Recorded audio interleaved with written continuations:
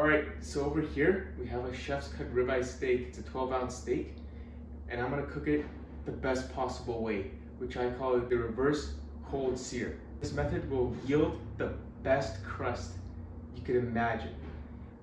So I'm gonna show you guys how to do it. It's a chef's cut ribeye, grass-fed steak, and I'm gonna unbox this thing.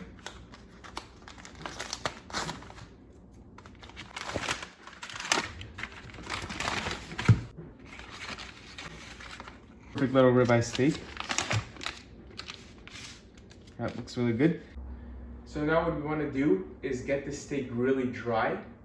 This will help it get a good crust, and it will also help it, basically, the more dry your steak is, the better you're gonna have a crust. Your crust is gonna be better the drier your steak. So starting now, you want to start removing moisture by patting it dry with toilet paper and adding salt, which will absorb all that moisture during the period of rest. The rest period is 30 minutes, and this will just allow the steak to get up to room temperature and absorb some of the pepper we're gonna add to the steak. We use these paper towels right here. We're gonna dry all the moisture away from the steak. Just like that. The sides too.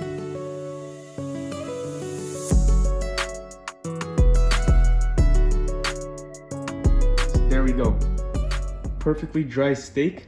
And now we can season this one with salt, which will keep it this way while it comes up to room temperature. And we're gonna put pepper so that it can absorb into the steak, and will give it a really nice taste. A nice peppery taste will penetrate the meat. So that's why the resting period is actually pretty important for the peppery flavor, you know. Like that.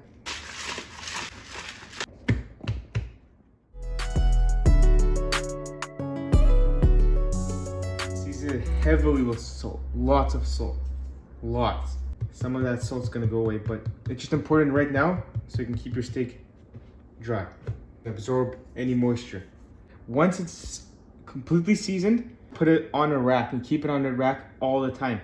This way, it doesn't collect moisture underneath the steak. It breathes from all sides. This is a must-have if you're doing a reverse sear or any kind of baking method for your steak. Put it right there. And this will also be used in the cold method of this whole recipe I'm doing. So this is a crucial element to having the best reverse cold seared steak. See you in 30 minutes. All right, so it's been 30 minutes. We're gonna set up our temperature. Your preference, but I'm doing mine. Nice rare steak. You can go for medium rare, but I like mine really red. Mooing. Anyways, this steak has a string on here. What I like to do is set my temperature at 200 Fahrenheit. For rare steak, I'm gonna take it out at an internal temperature of 115 Fahrenheit. That's like around 38 minutes at 200 Fahrenheit on the oven. Take it out 115, it'll keep climbing in temperature, but since we're gonna do the reverse cold sear, the temperature you take it out at is a temperature it's gonna stay at. This is going in the freezer, that's the whole thing. It won't continue climbing in temperature. It'll actually instantly start decreasing in temperature. That's why the normal steak, you would take it out 10 Fahrenheit minus the desired temperature. Desired temperature would be like, for example, 130 internal. You take it out at 120. In this case, you would probably want to take it out exactly at what it is and just throw it in the freezer, because there's not going to be any carryover cooking with this method. So for mine, I'm going to take it, I want a rare steak that's internal temperature 115. So I'm going to take it out exactly at 115. I won't take it out any less than that, because there's no carryover cooking, because it's going in the freezer. Let this thing preheat, we'll get it in there. It should be around 38 minutes for that temperature. And it's going to go in the freezer, and I'll guide you along the steps how that's going to go. We're going to be getting the steak in the oven, but before that, stop the dripping from sizzling and giving your steak a weird flavor. So anyway, goes in there. We're going to be probing the steak and making sure it comes out at whatever you want it to be, the internal temperature, then in the freezer. That's it. Simple. Steak, it's at our desired temperature. Nice rare 112 internal steak, and I'm gonna take it out and put it straight into the freezer. So the probe right here. Okay, so that's pretty much it, and it's going to give us a really, really good sear. It's going to be zero carryover cooking because we just threw it in the freezer. No carryover cooking. You want to have a perfect balance between reverse sear flavor and that super good crust. That's what this will allow you to do. It will allow you to have the longest sear time. Okay, so it's going to stay in this freezer for around 7 minutes. But you can go longer or shorter. That's something you can experiment with. You can take it out and just touch it, and it's cool. Not cool, just warmish, coolish on the surface, because it's the surface that you want to cool off. The center, it can stay warm if you want. It doesn't matter down there. What matters is the surface, because that's what's going to come in contact with the hot tallow that's going to be in the pan. So you want to get that surface as cold as possible. Put it on the hottest possible pan, and that's where you're going to get the best crust. Another thing, the steak is going to be really dry. That's going to come out really dry. And that's another thing that's going to help this crust be really good, because you're going to have a dry, like a sponge. It's going to just take that boiling tallow and it's going to create the best crust you're ever going to see. It's going to be like that layer of just crust, and then the medium rare, or whatever the hell you're going to be right in the middle with that crust right there. It's been in there for around like 5 minutes or something. I'm going to be using this 100% grass-fed, grass-finished beef tallow. You don't want to cook in anything else except beef tallow. The second you put a vegetable oil or processed seed oils, you're making your steak into junk food. But this stuff is the best. It's going to add a really good flavor to your steak, and it's going to keep your steak healthy. Cooking oil. So this is health food. Beef tallow. It's great. It's just a very stable fat. Usually you would think, well, the less of this would make a better crust. But that's not true, because what actually gives the steak the crust is the boiling hot beef tallow. Once this is absorbed in the surface of the steak, in the pores of the surface, and it starts to cook it at a high temperature, at a high rate, that's how you get the best crust. You want to have a moderate amount of beef tallow.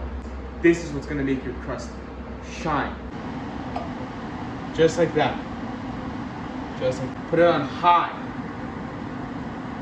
Nice strong flame. Depending on how well seasoned your cast iron is, you might need a little bit less. But this, I recently washed it and the seasoning isn't as good, so I might need to add a little bit more. You would want like at least a millimeter, a little bit less than a millimeter of tallow.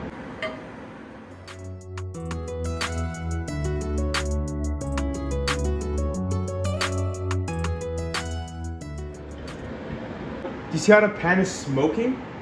This is what you want. Now I'm gonna go put a shirt on because it's gonna burn the shit out of it, because it's gonna get a little bit sprayed. So, protection. How we can get the steak out of the freezer? Look how dry this is. This is what you want. It's gonna absorb that hot tallow like there's no tomorrow. See that? So now we can get it on the pan. You're gonna want to get something to push down on. There's a little bowl right here. Look at that. Get that oil going. I'm just gonna put it down and let it do its thing, and then I'm gonna start slowly applying pressure. Like that. Here it sounds different this way. Because it's so cold, it hasn't started searing yet. That's why you can sear this for so long and get the ultimate crust.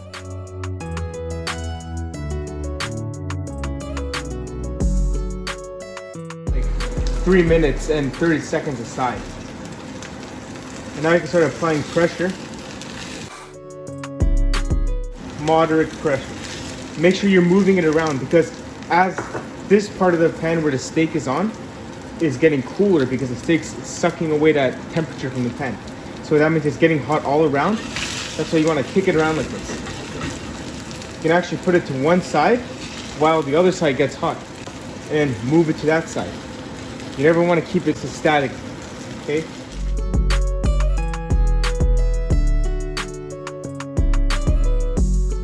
Around, and we're done.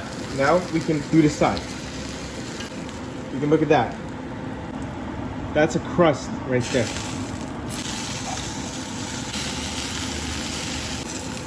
The sides are important too. There's usually pretty tough fat on the sides. This steak had barely any on it, but it's still worth it. There we go. And now you want to let the pan regain all of its heat. Get all that heat back in there because the steak has absorbed a lot of it. And same thing.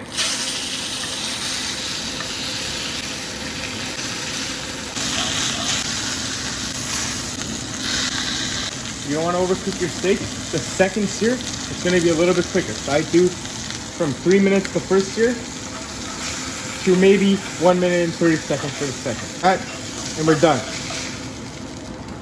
Right back in the freezer. That's it. So now we're gonna make some compound butter for the steak. Right here we have grass-fed butter. This is the best butter you should be using, only grass-fed butter. And then from the garden outside, this is some thyme and rosemary, fresh. What I like to do is cut it up. It's gonna start kind of bleeding in the flavor into the butter. It gives a really good flavor, just like that. And the thyme, all you gotta do is just, peel it, kind of roll it around, throw it down there. Take the butter, drop it down there. There should be enough in the pan where you can scoop it with your spoon. Like that. Now heat it up until it starts to melt. And that's good. Now we can add this to the pan. Make sure you dump out all the tallow that you used to just sear your steak. Have your stick here just in case you need to add more.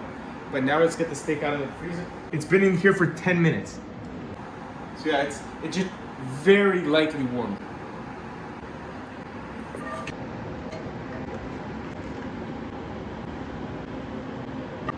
See the butter's melted? Now you can add your steak. Just like that. Very gentle. This is a gentle process. Remember, this is a very cold steak, so you have a longer time you can baste. As long as you can get a spoonful and throw it on, that's all you need. But as you can see, I'm a little bit low here. Even though I added what I thought was enough, it's not enough. So that's why keep a stick next to your side. You can add whenever you need to.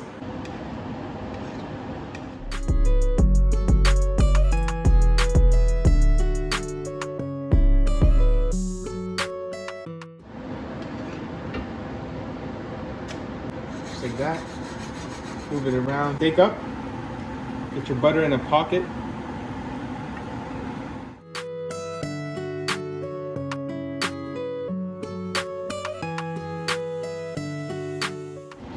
And there, that's it.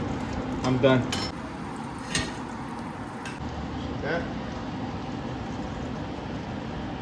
So you can keep it juicy. Over here, the steak is finished. I'm gonna make the best compliments for my steak. Pasture-raised eggs and raw cheese. So let's cook those eggs up and let's cut into that steak. Gonna add some herbal salt, some black pepper. So right here we have a lid. That's gonna help them cook from the top. And this is the same butter that I used to baste the steaks. Remember, if you're gonna make a steak and you have that butter left over, you might as well make some eggs because they're gonna be the best eggs you're ever gonna freaking have.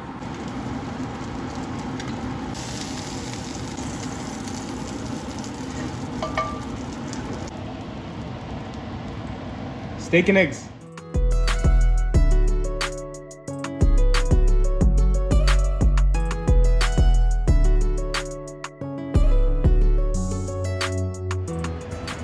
Beautiful crust. It's just such a crust, you guys you won't believe it. But that's what happens when you're able to sear your steak for so long. I like it more rare than this. Turns out really good. Like, it's like a nice, the crust, you have to experience it for yourself. So yeah, that's it.